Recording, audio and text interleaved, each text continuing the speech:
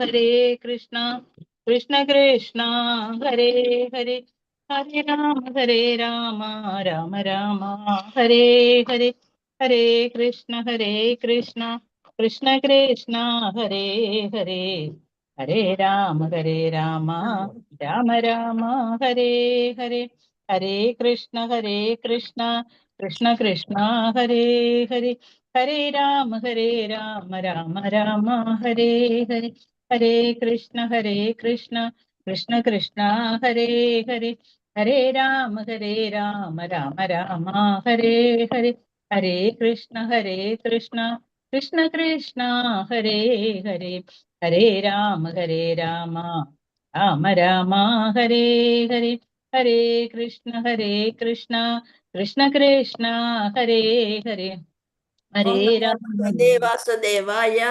ओम नमो भगवते वासुदेवाय। ओम नमो भगवते वासुदेवाय। ओम अज्ञानतिमिरान्धस्य ज्ञानाञ्जनशलाकया चक्षुरुन्मीलितं येन तस्मै श्रीगुरवे नमः। श्रीचैतन्यमनोभीष्टं स्थापितं येन भूतले स्वयं रूपगता मह्यं ददाति स्वपदान्तिकं। वन्देऽहं श्रीगुरून् श्रीयुतपदकमलं श्रीगुरून् वैष्णवांश्च श्रीरूपं साग्रजातम् सह गणरघुनाथान्वितं तं सजीवं साद्वैतं सावधूतं परिजनसहितं कृष्णचैतन्यदेवं श्रीराधाकृष्णपादान् सह गणललिता श्रीविशाखान्वितांश्च हे कृष्ण करुणा सिन्धो दीनबन्धो जगत्पदे गोपेश गोपिकान्त राधाकान्त नमोऽस्तुते तप्तकाञ्चन गौराङ्गी राधे वृन्दावनेश्वरी वृषभानुसुते देवी प्रणमामि हरिप्रिये वाञ्छाकल्पतरुभ्यश्च कृपासिन्धुभ्य एव पतितानां पावनेभ्यो वैष्णवेभ्यो नमो नमः। नमः ॐ विष्णुपादाय कृष्णपृष्ठाय भूतले श्रीमते जयपदाग स्वामिनिधि नामिने नमाचार्यपादाय निधाय कृपाप्रदायिने गौरगदादामदाय नगरग्रामतारिणे नमः ॐ विष्णुपादाय कृष्णपृष्ठाय भूतले श्रीमते भक्तिवेदान्त स्वामिनिधि नामिने नमस्ते सारस्वती देवे गौरवाणी प्रचारिणे निर्विशेष शून्यवादी पाश्चात्य देशधारिणे जय श्री कृष्ण चैतन्य प्रभु नित्यानंद श्री अद्वैत गदाधर श्रीवासादि गौर भक्त वृंदा हरे कृष्णा कृष्ण कृष्ण हरे हरे हरे राम राम राम हरे हरे हरे कृष्णा कृष्ण कृष्ण कृष्ण हरे राम राम राम हरे हरे हरे कृष्णा कृष्ण कृष्ण हरे हरे हरे राम राम राम हरे हरे हरे कृष्णा।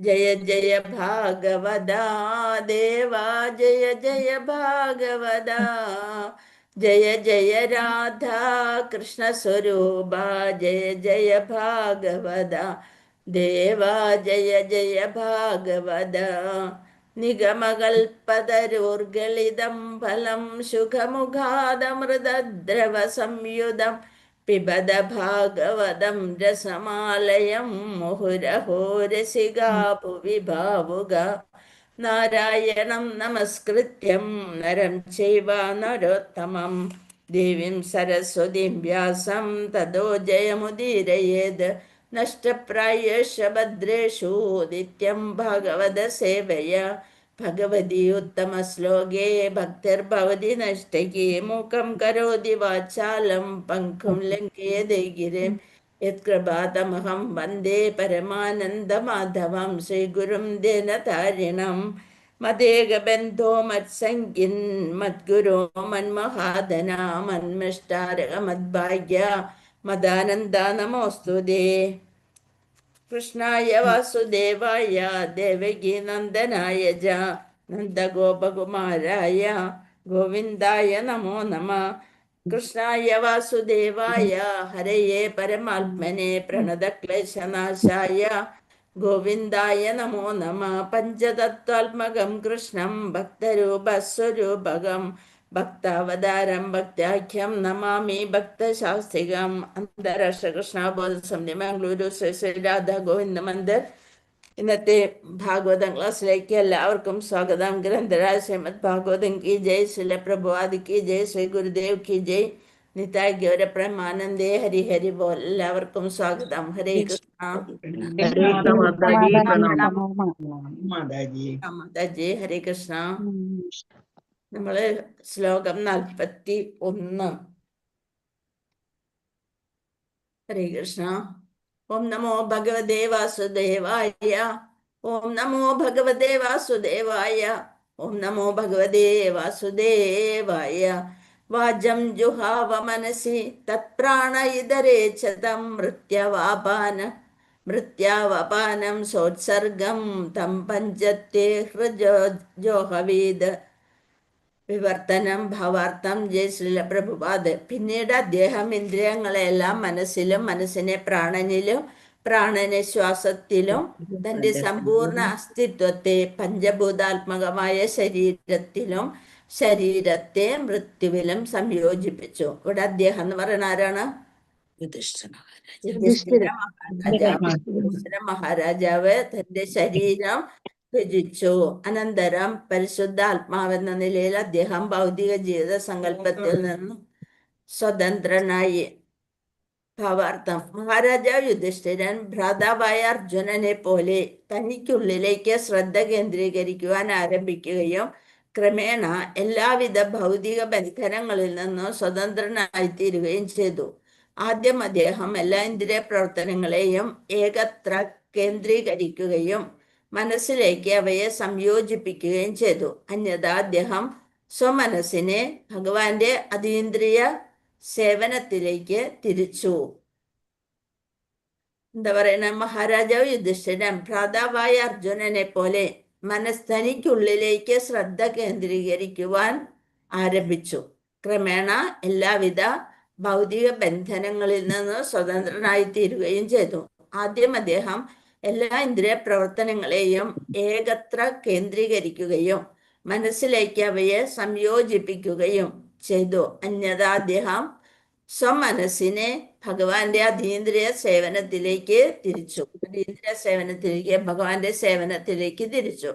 ഭൗതികേന്ദ്രിയങ്ങളുടെ പ്രവർത്തന പ്രതിപ്രവർത്തനങ്ങളെ ആസ്പദമാക്കി എല്ലാ ഭൗതിക കർമ്മങ്ങളും മനസ്സിനാൽ നിർവഹിക്കപ്പെടുന്നു.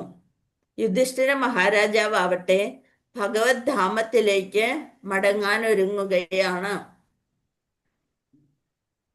ഇക്കാരണത്താൽ മനസ്സ് ഭൗതിക പ്രവർത്തനങ്ങൾക്ക് വിരാമമിടണമെന്നും ഭഗവാന്റെ അതീന്ദ്രിയ ഭക്തിയുത സേവനത്തിലേക്ക് തിരിയണമെന്നും അദ്ദേഹം സ്ക്രീനിൽ കാണുന്നില്ലല്ലോ മാതാജി. സ്ലൈഡ് ഇല്ല, മാതാജിനെ മാതാജി മാത്രമേ കാണുന്നുള്ളൂ. ആണോ? നോക്കട്ടെ. ഇപ്പൊ ഒന്നും കാണില്ലേ? വന്നായിരുന്നു, പക്ഷെ പിന്നെ പോയി. ഹരേ കൃഷ്ണ. നോക്കട്ടെ കേട്ടോ, ഒരു മിനിറ്റ്. തുടങ്ങുന്നതിന് മുമ്പ് വന്നായിരുന്നു.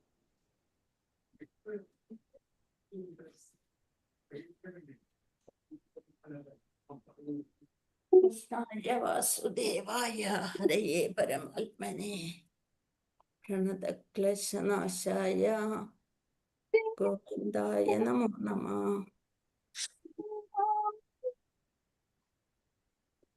ഇപ്പൊ കാണില്ലേ?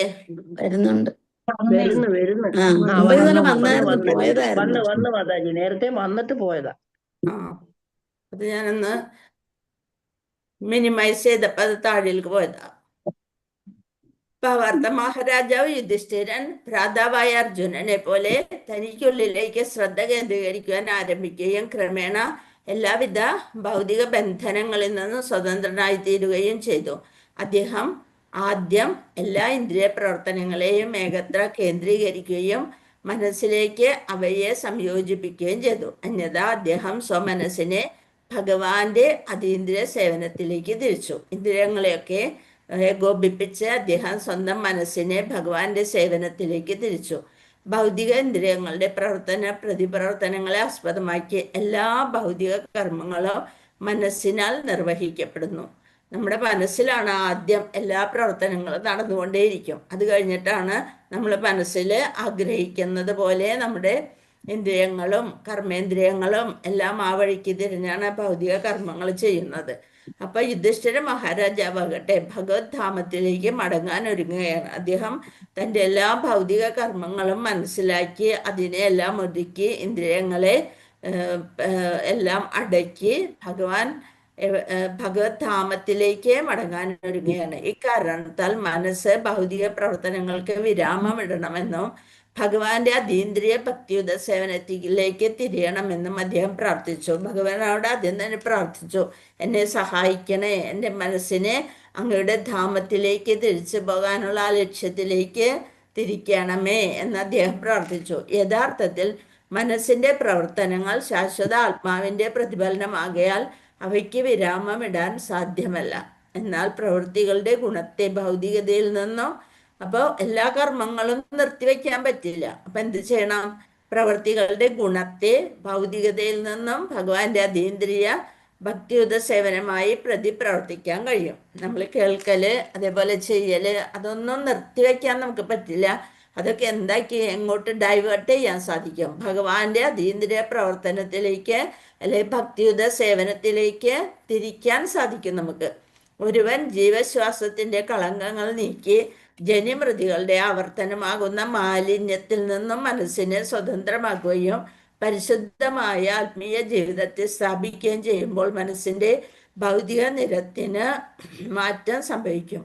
മരണസമയത്തിലുള്ള മാനസികാവസ്ഥയുടെ ഫലമായി ഉണ്ടാകുന്ന ഭൗതിക ശരീരമാകുന്ന താൽക്കാലികമായ മൂർത്ത രൂപത്തിലാണ് എല്ലാം പ്രകടമാകുന്നത്. അതായത് ഏറ്റവും വലിയ ഭയമാണ് മരണ ഭയം. ആ ഭയത്തിൽ നിന്ന് അതീതനായി ഭഗവാന്റെ അതീന്ദ്രിയ പ്രേമയുത സേവന പരിശീലനത്തോടെ മനസ്സ് പരിശുദ്ധമായി തീരുകയും ഭഗവാന്റെ പാദാരവിന്ദ സേവനത്തിൽ സദാ വ്യാപൃതമായിരിക്കുകയും ചെയ്യുന്ന പക്ഷം മരണാനന്തരം മനസ്സ് മറ്റൊരു ഭൗതിക ശരീരം സൃഷ്ടിക്കുന്ന അവസരം മേലിൽ ഉണ്ടാകുന്നില്ല. അപ്പൊ ജനന മരണ വൃത്തിയിൽ നിന്ന് അദ്ദേഹം മാറിപ്പോകുന്നു. അതായത് ഇനി വീണ്ടും ഒരു ജനനം മരണം വേണ്ട എന്നുള്ളൊരു തീരുമാനത്തിൽ എത്തുന്നു.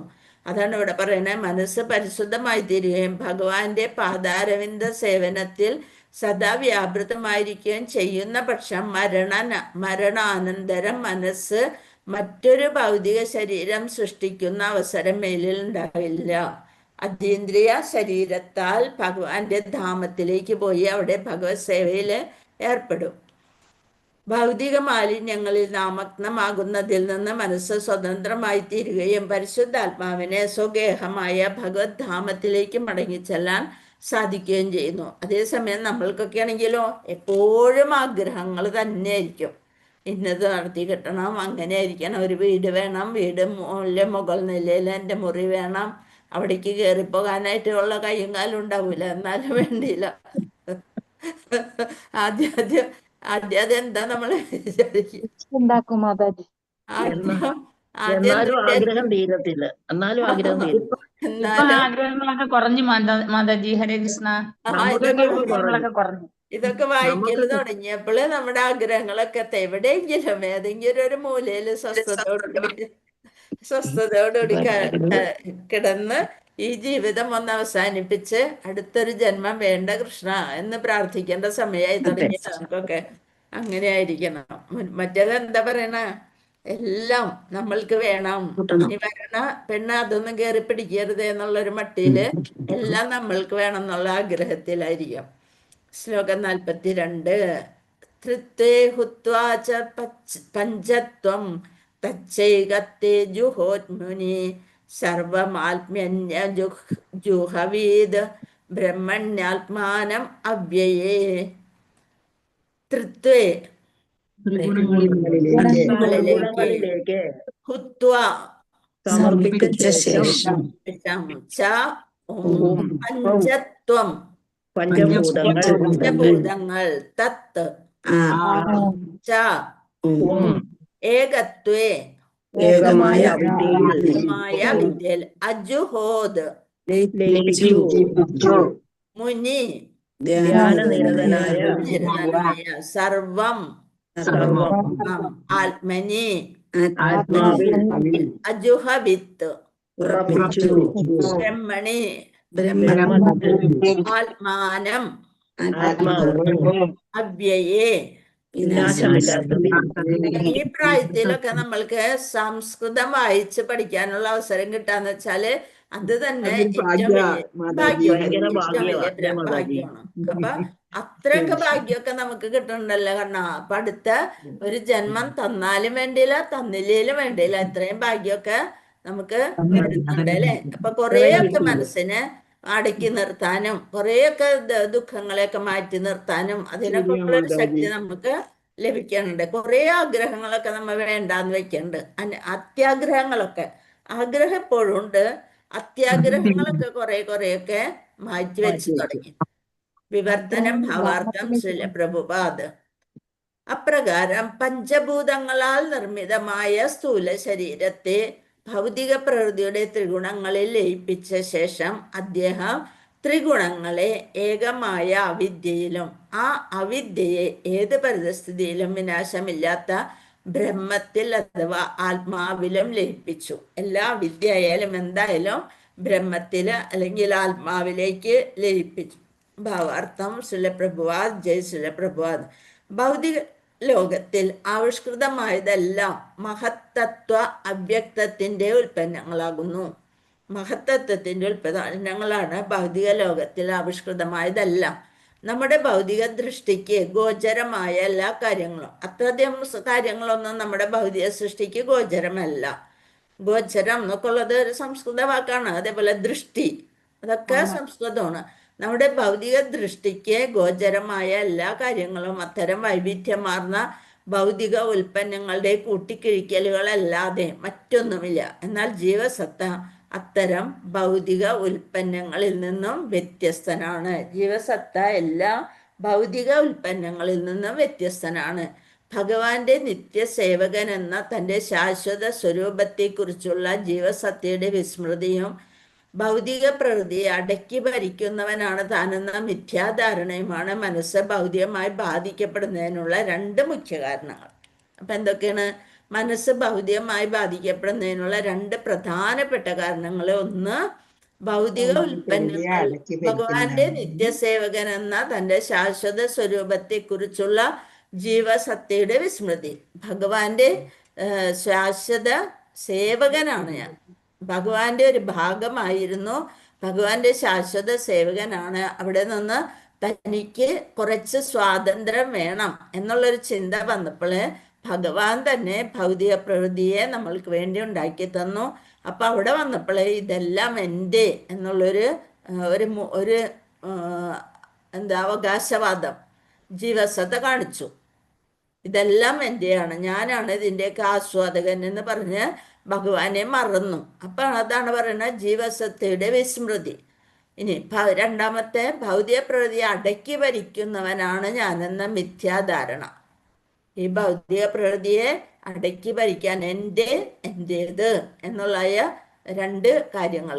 ഇക്കാരണത്താൽ അവൻ മിഥ്യയായ ഇന്ദ്രിയാസ്വാദനത്തിൻ്റെ ജീവിതത്തിലേക്ക് പ്രവേശിക്കുവാൻ നിർബന്ധിതനായിരുന്നു ആയിത്തീർന്നു. നമ്മൾ എന്താഗ്രഹിക്കണോ അതുപോലെ വരും. തദാസ്തു അവിടെ ഉണ്ട്. അപ്പൊ അങ്ങനെ ആയിക്കോട്ടെ. ഇനി നീ എപ്പോഴാണോ നിനക്ക് തോന്നണേ തിരിച്ചു വരാൻ എപ്പോൾ സമയമാവുന്നോ അപ്പോൾ വരിക എന്നുള്ളൊരു മട്ടിയിൽ അങ്ങോട്ട് സമ്മതിച്ചു കൊടുക്കും. പക്ഷേ ഒരു പരമാത്മാവ് നമ്മുടെ ശരീരത്തിലിരുന്ന് എപ്പോഴും ശ്രദ്ധിച്ചുകൊണ്ടിരിക്കുകയാണ്. എപ്പോഴാണ് എൻ്റെ നേർക്ക് ഈ ജീവസത്ത തിരിഞ്ഞ് എന്നെ ശ്രദ്ധിക്കുന്നത് എന്ന് നോക്കിക്കൊണ്ടിരിക്കുകയാണ്. അങ്ങനെ പഞ്ചഭൂത നിർമ്മിതമായ സ്ഥൂല ശരീരം സൃഷ്ടിക്കപ്പെടുന്നു. ഈ പ്രക്രിയയെ മഹാരാജാവ് യുധിഷ്ഠിരൻ കീഴ്മേൽ തിരിച്ചു. മഹാരാജാവ് എന്ത് ആക്കി? ഇനി ശരീരത്തിലെ പഞ്ചഭൂതങ്ങളെ ഭൗതിക പ്രകൃതിയുടെ ത്രിഗുണങ്ങളിൽ വിലയിപ്പിക്കുകയും ചെയ്തു. നേരെ തിരിച്ച് എന്ത് ചെയ്തു? ആ പഞ്ചഭൂതങ്ങളെ ത്രിഗുണങ്ങളിൽ വിലയിപ്പിച്ചു. നല്ലതെന്നും ചീത്തയെന്നും അല്ലെങ്കിൽ ഇടത്തരമെന്നും ശരീരത്തെ സംബന്ധിക്കുന്ന ഗുണപരമായ വിവേചനം ഇല്ലാതാക്കപ്പെടുകയും ഗുണപരമായ ആവിഷ്കാരങ്ങൾ വീണ്ടും പരിശുദ്ധാത്മാവിൻ്റെ മിഥ്യാബോധത്തിൽ നിന്നും ഉളവാകുന്ന ഭൗതിക ശക്തിയിൽ വിലയിക്കുകയും ചെയ്യുന്നു. അപ്രകാരം എപ്പോൾ ഒരുവന് ആത്മീയ ആകാശത്തിലെ അസംഖ്യ ലോകങ്ങളിൽ ഒന്നിൽ, വിശേഷിച്ചും ഗോലോക വൃന്ദാവനത്തിൽ പരമപുരുഷനായ ഭഗവാന്റെ സേവകനായി തീരുവാൻ താല്പര്യമുണ്ടാകുന്നുവോ അപ്പോൾ അവൻ താൻ ഭൗതിക ശക്തിയിൽ നിന്നും വിഭിന്നനാണെന്നും തനിക്ക് അതിൽ യാതൊരു കാര്യവുമില്ലെന്നും സദാ ചിന്തിക്കണം. കൂടാതെ ഗുണപരമായി പരമബ്രഹ്മത്തിന് അല്ലെങ്കിൽ പരമേശ്വരന് സമമായ ബ്രഹ്മമാണ് അഥവാ ശുദ്ധ ആത്മാവാണ് താനെന്ന് സാക്ഷാത്കരിക്കേണ്ടതുണ്ട്. നമ്മള് ഭഗവാന്റെ ഒരു ഭാഗമാണ്. ഇത് പരമാത്മാവിന് തുല്യമായ ആത്മാവാണ് നമ്മളിൽ ഇരിക്കുന്നത്. ഗുണപരമായി കഴിവുണ്ട്, പക്ഷെ വലിപ്പത്തില് കുറവാണ് എന്നുള്ള ഒരു ചിന്ത വേണം. അഥവാ ശുദ്ധാത്മാവാണ് താനെന്ന് സാക്ഷാത്കരിക്കേണ്ടതാണ്. മഹാരാജാവ് യുധിഷ്ഠിരൻ അദ്ദേഹത്തിന്റെ രാജ്യം പരീക്ഷത്തിനും പിന്നെ മധുര ആര് കൊടുത്തു? വജ്രനും ഭാഗിച്ച് നൽകിയ യാദവ വംശം വജ്രനും ഭാഗിച്ച് നൽകിയ ശേഷം സ്വയം ലോക ചക്രവർത്തി എന്നോ കുരുവംശത്തിന്റെ അധിപനെന്നോ വിചാരിച്ചിരുന്നില്ല. ഭൗതിക ബന്ധങ്ങളിൽ നിന്നുള്ള ഈ സ്വാതന്ത്ര്യബോധവും സ്ഥൂലവും സൂക്ഷ്മവുമായി വലയം ചെയ്തിരിക്കുന്ന ഭൗതിക പഞ്ചരത്തിൽ നിന്ന്, പഞ്ചരം എന്ന് വെച്ചാൽ കൂട്, ആ പഞ്ചരത്തിൽ നിന്നുള്ള മോചനവും ഈ ഭൗതിക ലോകത്തിൽ പോലും ഒരുവനെ ഭഗവാന്റെ സേവകനായി പ്രവർത്തിക്കാൻ സ്വതന്ത്രനാക്കുന്നു. ഈ അവസ്ഥയെ ജീവൻ മുക്ത അവസ്ഥ അഥവാ ഭൗതിക ലോകത്തിൽ കഴിയുമ്പോൾ തന്നെയുള്ള മുക്താവസ്ഥയെന്ന് വിശേഷിപ്പിക്കുന്നു. അങ്ങനെ എല്ലാതും രണ്ടുപേർക്കായിട്ട് ഭാഗിച്ചു കൊടുത്തു. എല്ലാം ത്യജിച്ച് സർവപരിത്യാഗിയായിട്ട് അങ്ങനെ തീർന്നു. ഭൗതിക അസ്തിത്വത്തെ അവസാനിപ്പിക്കുന്ന പ്രക്രിയയാണിത്. താൻ ബ്രഹ്മമാണെന്ന് മുഴുവൻ ചിന്തിക്കുക മാത്രമല്ല, ബ്രഹ്മത്തെ പോലെ പ്രവർത്തിക്കുകയും വേണം. സ്വയം ബ്രഹ്മമെന്ന് ചിന്തിക്കുക മാത്രം ചെയ്യുന്നവൻ അവ്യക്തിഗതവാദിയാണ്. ബ്രഹ്മമെന്ന് ചിന്തിച്ചാൽ മാത്രം അത് അവ്യക്തവാദി. അതുപോലെ പ്രവർത്തിച്ച് ഭഗവാനിലേക്ക് എത്തിച്ചേരുന്നവൻ ശരിയായ ഭക്തൻ. ബ്രഹ്മത്തെ പോലെ പ്രവർത്തിക്കുന്നവനാവട്ടെ പരിശുദ്ധ ഭക്തനും. ശ്ലോകം 43. ക്ഷീരവാസ നിരാഹാരോ മുക്തമൂർധജഃ ദർശനാത്മനോരൂപം ജഡോന്മത്ത പിശാചവദ് അനവേക്ഷമാണോ നിരഗാധ ശൃണ്ണൻ ബദിരോ യഥാ.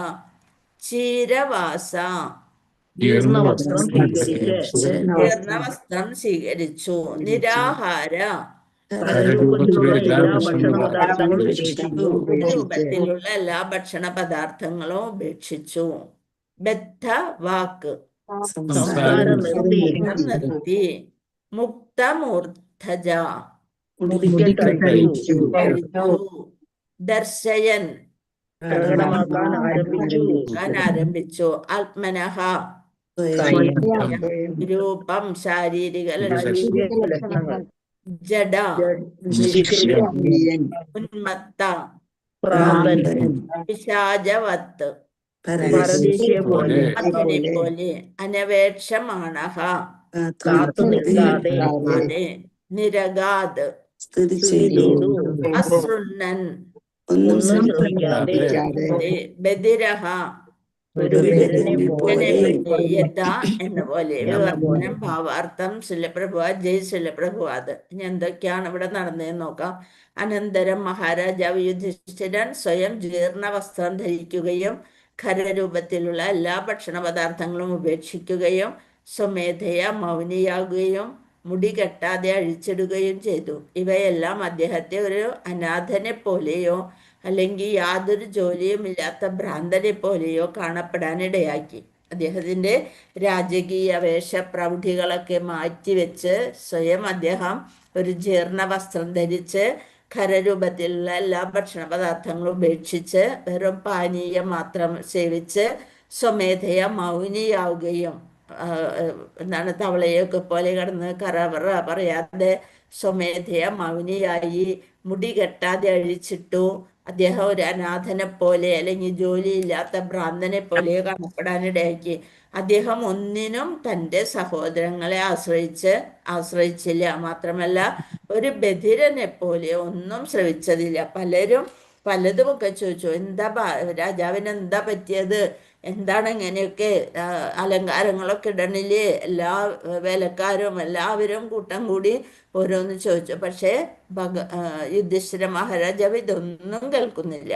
അദ്ദേഹം ഒരു ബധിരനെ പോലെ ഒന്നും ശ്രവിച്ചതുമില്ല. ഭാവാർത്ഥം. അപ്രകാരം എല്ലാവിധ ബാഹ്യ വിഷയങ്ങളിൽ നിന്നും സ്വതന്ത്രനായ അദ്ദേഹത്തിന് രാജകീയ ജീവിതവുമായോ കുലമഹിമയുമായോ യാതൊരു ബന്ധവും ഉണ്ടായിരുന്നില്ല. ഫലത്തിൽ അദ്ദേഹം സ്വന്തം സ്വയം ജഡനും ഉന്മത്തനുമായ, ജഡഭരതനെ പോലെ ഉന്മത്തനുമായ ഒരു അനാഥനെ പോലെ ഭാവിച്ചു. മാത്രമല്ല ഭൗതിക കാര്യങ്ങളെക്കുറിച്ച് യാതൊന്നും തന്നെ ഉരിയാടിയതുമില്ല. തന്നെ എപ്പോഴും സഹായിച്ചുകൊണ്ടിരുന്ന തൻ്റെ സഹോദരന്മാരെയും അദ്ദേഹം ആശ്രയിച്ചിരുന്നില്ല. എല്ലാറ്റിൽ നിന്നും പരിപൂർണ സ്വതന്ത്രനായ ഈ അവസ്ഥയെ പരിശുദ്ധമായ നിർഭയാവസ്ഥയെന്ന് വിശേഷിപ്പിക്കും.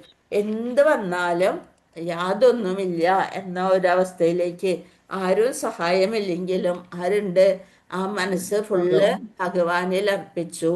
അങ്ങനെ പെട്ടെന്ന് ഈ ഒരവസ്ഥയിലേക്ക് മാറി. ശ്ലോകം 44. ഉദിച്ചീം പ്രവിവേശാശാം ഗദപൂർവാം മഹാത്മഭിഃ ഹൃദി ബ്രഹ്മപരം ആവർത്തേത യദോ ഗദഃ.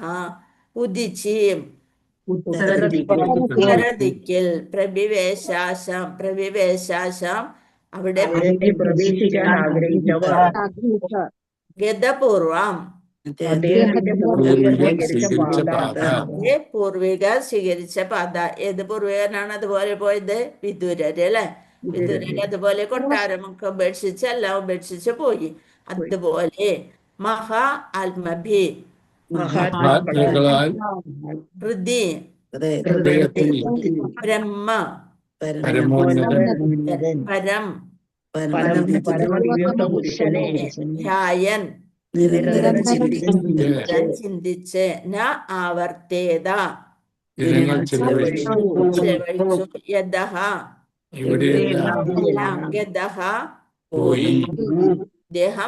അദ്ദേഹം വിദുരരെ പോലെയുമായിരുന്നില്ല. വിദുരര് രാജാവൊന്നും ആയിരുന്നില്ല, രാജാവിന്റെ സ്ഥാനമൊന്നും കിട്ടുന്നില്ല. യുധിഷ്ഠിരര് എങ്ങനെയാണ്? ഈ ലോകം മുഴുവൻ, സമുദ്രം അതിരായിട്ടുള്ള ലോകത്തിന്റെ മുഴുവത്തിന്റെയും സർവാധിപതിയായിരുന്നു. സഹായിക്കാൻ സഹോദരന്മാരുണ്ടായിരുന്നു. എല്ലാവിധ സുഖ സൗകര്യങ്ങളും ഒരു നിമിഷം കൊണ്ട് വേണ്ടെന്ന് വെച്ചു. വിവർത്തനം ഭാവാർത്ഥം ശിലപ്രഭു, ജയ് ശിലപ്രഭു. നമ്മുടെ കേരളത്തിലാണെങ്കിലോ കഷ്ടപ്പെട്ട് ജയിച്ചിട്ട് കസേരയ്ക്ക് വേണ്ടി ഓടി നടക്കണ്. അവിടെ പോണ്, ഇവിടെ പോണ്, ഡൽഹി പോണ്. ഇനിയും അവിടെ നിന്നും തീരുമാനമൊന്നും ആയിട്ടില്ല. എന്നാണ് ആവുന്നൊരു പിടുത്തമില്ലാണ് നടക്കണത്. ട്രംപ് വരെ എത്തി മാതാജി. എന്താ പ്രഭു? അമേരിക്കൻ പ്രസിഡന്റ് ട്രംപ് വരെ എത്തി. അപ്പൊ ജയിപ്പിച്ച നമ്മളൊക്കെ വിഡ്ഢികളായി അല്ലേ? ഹരേ കൃഷ്ണ. വിവർത്തനം ഭാവാർത്ഥം ജയ് ശിലപ്രഭുവാദിക്ക് ജയ്. അനന്തരം അദ്ദേഹം തന്റെ പൂർവികന്മാരും മഹാന്മാരും സ്വീകരിച്ച പാത സ്വീകരിച്ച് പരമദിവ്യോത്തമ പുരുഷന്റെ ചിന്തയിൽ പൂർണ്ണമായും സ്വയം സമർപ്പിതനാകാൻ ഉത്തര ദിശയിലേക്ക് യാത്രയാരംഭിച്ചു. എല്ലാവരും ഉത്തര ദിശയിലേക്കാണ് പോവുക. അദ്ദേഹം എവിടെ പോയാലും അവിടെയൊക്കെ അങ്ങനെ ജീവിച്ചു പോന്നു. എവിടെ പോയാലും അവിടെ നല്ല ഹോട്ടലുണ്ടോ അതൊന്നല്ല അന്വേഷിക്കണത്. എന്ത് കിട്ടിയാലും അവിടെ അത്രയും സന്തോഷത്തോടുകൂടി അദ്ദേഹം ജീവിച്ചു പോന്നു. ഭാവാർത്ഥം മഹാരാജാവ് യുധിഷ്ഠിരൻ അദ്ദേഹത്തിന്റെ പൂർവികന്മാരുടെയും ശ്രേഷ്ഠരായ ഭഗവത് ഭക്തരുടെയും കാലടികൾ പിന്തുടർന്നുവെന്ന് ഈ ശ്ലോകത്തിൽ നിന്ന് മനസ്സിലാക്കാം. നാം മുമ്പ് പലതവണ വിവരിച്ചിട്ടുള്ളതുപോലെ ലോകത്തിലെ മുഴുവൻ ജനങ്ങളും വിശേഷിച്ചും ആര്യവർത്തത്തിലെ നിവാസികൾ കർശനമായി അനുവർത്തിച്ചിരുന്ന വർണ്ണാശ്രമ ധർമ്മ വ്യവസ്ഥിതി ഒരു നിശ്ചിത ജീവിതഘട്ടത്തിൽ എല്ലാ കുടുംബ ബന്ധങ്ങളും ഉപേക്ഷിക്കേണ്ടതിന്റെ ആവശ്യകത ഊന്നിപ്പറയുന്നു. അത്തരത്തിലുള്ള വിദ്യാഭ്യാസവും പരിശീലനവുമാണ് പകർന്നു നൽകിയിരുന്നത്. ആകയാൽ മഹാരാജാവ് യുധിഷ്ഠിരനെ പോലുള്ള ആദരണീയനായ വ്യക്തിക്ക് ആത്മസാക്ഷാത്കാരത്തിനും സ്വഗേഹമായ ഭഗവത് സന്നിധിയിലേക്ക് മടങ്ങി ചെല്ലുവാനും എല്ലാ കുടുംബ ബന്ധങ്ങളും ഉപേക്ഷിക്കേണ്ടതാണ്. ഒരു രാജാവും അഥവാ ബഹുമാന്യനായ ഒരു വ്യക്തിയും ജീവിതാന്ത്യം ഗാർഹിക ജീവിതം തുടരുകയില്ല. എന്തുകൊണ്ടെന്നാൽ അത് ആത്മഹത്യാപരമോ മാനവ ജീവിതത്തിന്റെ പരിപൂർണതയുടെ താല്പര്യത്തിന് വിരുദ്ധവുമാണ്. അപ്പൊ ബഹുമാന്യനായ ഒരു രാജാവാണെങ്കിൽ ജീവിതത്തിന്റെ അവസാന ഭാഗം സന്യാസ ജീവിതത്തിലേക്ക് തിരിച്ചു കൊണ്ടുപോകണം. എല്ലാവിധ കുടുംബ പ്രതിബന്ധങ്ങളിൽ നിന്നും സ്വതന്ത്രനാകാനും ശ്രീകൃഷ്ണ ഭഗവാന്റെ ഭക്തിയുത സേവനത്തിൽ സ്വയം 100% സമർപ്പിതനാകാനുമായി ഏവർക്കും ഈ പദ്ധതി സദാ ശുപാർശ ചെയ്തിരിക്കുന്നു. അപ്പൊ എല്ലാവരും ഇങ്ങനെ ആയിരിക്കണം. പക്ഷെ ഇത് കേൾക്കുന്നത് 100% പോലും ഇല്ല അല്ലെ. നമ്മൾ പറയണവര് ഈ പറഞ്ഞ പോലെ, നേരത്തെ പറഞ്ഞ പോലെ വിഡ്ഢികളാണ്. ബാക്കിയുള്ളവരൊക്കെ മിടുക്കന്മാര്. അപ്പൊ ശ്രീകൃഷ്ണൻ പക്ഷെ നമ്മുടെ ഉള്ളിൽ അറിയാ എന്താണ് നല്ലത്, ഏതാണ് ചിത്ത എന്ന് മനസ്സിലാക്കാനുള്ളൊരു ബോധം, കൃഷ്ണാവബോധം നമ്മുടെ മനസ്സിലേക്ക് വന്നു കഴിഞ്ഞാൽ നമ്മൾ രക്ഷപ്പെടും. അത് മറ്റുള്ളവർക്ക് കിട്ടണം എന്നുണ്ടെങ്കിൽ ആരെ കാരുണ്യം വേണം? ഭഗവാന്റെയും ഗുരുവിന്റെയോ ഒരു ഭക്തന്റെയോ ഒരു വൈഷ്ണവന്റെയോ ആരുടെയെങ്കിലും കാരുണ്യം ഉണ്ടെങ്കിൽ മാത്രമേ ഇതൊക്കെ. ഇപ്പൊ നമ്മുടെ മനസ്സെന്ന് വെച്ചാല് കുറേ സന്തോഷമുണ്ട് അല്ലെ. ഇപ്പൊ നിങ്ങൾ ശ്ലോകങ്ങൾ വായിക്കുമ്പോഴായാലും അത് വായിക്കുമ്പോഴും മറ്റുള്ളവർ കേൾക്കുമ്പോഴും അതിന്റെ ഭാവാർത്ഥം വിവർത്തനം വായിക്കുമ്പോഴൊക്കെ മനസ്സിന് നല്ല സന്തോഷമാണ്. നിങ്ങൾ വായിക്കണത് കേൾക്കാനായിട്ട് ഞാൻ കുറച്ച് നടത്തി കയറും. എന്ന് വെച്ചാല് ചോദ്യം പറയലും ചെയ്യലും ഒക്കെ ഭയങ്കര സന്തോഷമാണ്. നമുക്ക് പേടിയാ മാതാജി, വല്ല തെറ്റും വന്നു കഴിഞ്ഞാൽ മാതാജി പറയുന്നത് അതൊന്നും കുഴപ്പമില്ല. ഇന്ന് ആരാണ് 2-3 പ്രാവശ്യം പറയണതൊന്ന്, കേൾക്കണതൊന്ന്, വായിക്കണതൊന്ന് ഒക്കെ ആയിട്ട്. പക്ഷെ അർത്ഥമൊക്കെ ശരി തന്നെയാണ്. സന്താപം എന്ന് പറഞ്ഞാലും പിന്നെ സഹതാപം മാതാജി പറയണതും കേൾക്കണതും നോക്കണതൊക്കെ സഹതാപം. പക്ഷെ പറയണ സന്താപം പറയണത് സഹതാപം അല്ലെ. അപ്പൊ നമുക്ക് മാതാജിയോട് ഒരു സഹതാപം തോന്നി തുടങ്ങിയ അവസാനമായപ്പോ. കാണുന്നതൊക്കെ ശരിയായിട്ടാണ് മാതാജി, വായിക്കുമ്പോ തെറ്റായി ചിലപ്പോ തെറ്റി വരും. സന്താപം കാണുന്നുണ്ട്, പക്ഷെ വായിൽ വരുന്നത് സഹതാപം. എന്നിട്ടും നമ്മള് സംസ്കൃതം പോലും വിടണില്ല. നമുക്ക് വായിക്കാൻ സന്തോഷമേ ഉള്ളൂ. വിടാൻ ഉദ്ദേശമില്ല ഞങ്ങള്. അതൊക്കെ കേട്ടിട്ടാണ് ഞാൻ അവിടെ ഇരുന്നിരുന്നത്. അപ്പൊ ഭക്തിയുത സേവനത്തിൽ സ്വയം 100% സമർപ്പിതനാകാനുമായി ഏവർക്കും ഈ പദ്ധതി സദാ ശുപാർശ ചെയ്തിരിക്കുന്നു. കാരണം ഇത് ആധികാരികതമായ പാതയാകുന്നു. ഒരുവൻ നിശ്ചയമായും കുറഞ്ഞ പക്ഷം ജീവിതത്തിന്റെ അന്ത്യഘട്ടത്തിലെങ്കിലും, നമ്മളൊക്കെ ഈ ഒരു ഘട്ടത്തിൽ വന്ന് നിൽക്കുന്നവരാണ്, ഭഗവാന്റെ ഭക്തനായി തീരണമെന്ന് ഭഗവത്ഗീത 18:62. വേഗം എടുത്തേ 18:62.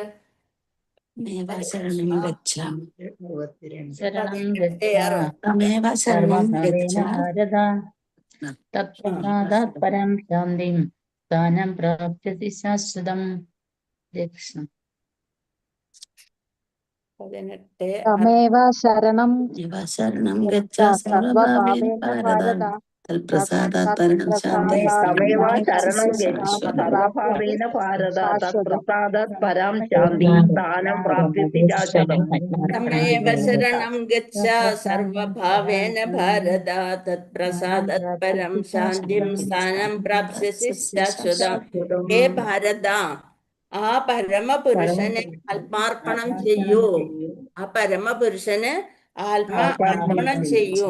അവിടുത്തെ പ്രസാദം കൊണ്ട് നീ പരമമായ ശാന്തി നേടും. ശാശ്വതമായ പരമപദം പ്രാപിക്കും.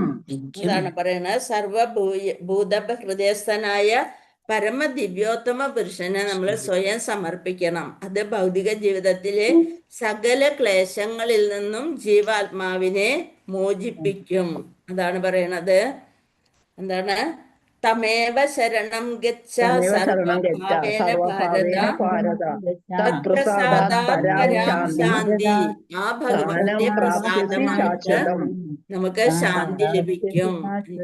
അപ്പൊ നമുക്ക് ഭഗവാൻ ഉദ്ബോധിപ്പിക്കുന്നു. മഹാരാജാവ് യുധിഷ്ഠിരനെ പോലുള്ള ഒരു ആത്മാർത്ഥ ഭഗവത് ഭക്തൻ ഈ ഭഗവത് നിർദ്ദേശം താല്പര്യാർത്ഥം നിശ്ചയമായും അനുവർത്തിക്കണം. ബ്രഹ്മ, പരം എന്നീ സവിശേഷ പദങ്ങൾ ശ്രീകൃഷ്ണ ഭഗവാനെ സൂചിക്കുന്നു. അസിതൻ, ദേവലൻ, നാരദൻ, വ്യാസൻ എന്നീ മഹാപ്രാമാണികന്മാരുടെ പരാമർശങ്ങളെ ആധാരമാക്കി അർജുനൻ ഈ വസ്തുത ഭഗവത്ഗീതയിൽ 10-ാമത്തെ അധ്യായത്തിലെ 12-13 സമർത്ഥിച്ചിരിക്കുന്നു. അങ്ങനെ മഹാരാജാവ് യുധിഷ്ഠിരൻ ഭവനം ഉപേക്ഷിച്ച് ഉത്തര ദിക്കിലേക്ക് യാത്രയാകുന്ന സമയത്ത് തൻ്റെ പൂർവികന്മാരുടെയും എക്കാലത്തെയും ശ്രേഷ്ഠരായ ഭഗവത് ഭക്തരുടെയും പാത പിന്തുടർന്ന് ശ്രീകൃഷ്ണ ഭഗവാനെ ഹൃദയത്തിനുള്ളിൽ നിരന്തരം സ്മരിച്ചു. അങ്ങനെ നമ്മുടെ എല്ലാവരുടെ ഹൃദയത്തിനുള്ളിലും ഭഗവാൻ എപ്പോഴും വിളങ്ങിക്കൊണ്ടിരിക്കട്ടെ. വാഞ്ചകൽപതരുഭ്യശ്ച കൃപാസിന്ധുഭ്യേവ പതിതാനാം പാവനേഭ്യോ വൈഷ്ണവേഭ്യോ നമോ നമഃ. अनंत कोटि वैष्णव भक्त वृंद की जय, श्रील प्रभुपाद की जय, श्री गुरुदेव की जय, निताय गौर ब्रह्मानंदे हरि हरि बोल. അപ്പൊ ഹരേഷ്ണ മാതാജി എല്ലാവർക്കും യുധിഷ്ഠിരൻ മാത്രല്ലേ പോയുള്ളൂ, ബാക്കിയുള്ളവരൊക്കെ അവിടെ തന്നെ നിന്നു. അപ്പൊ നോക്കാം, നമുക്ക് നാളെ വരും എല്ലാവരും. ബാക്കിയുള്ളവരൊക്കെ എന്ത്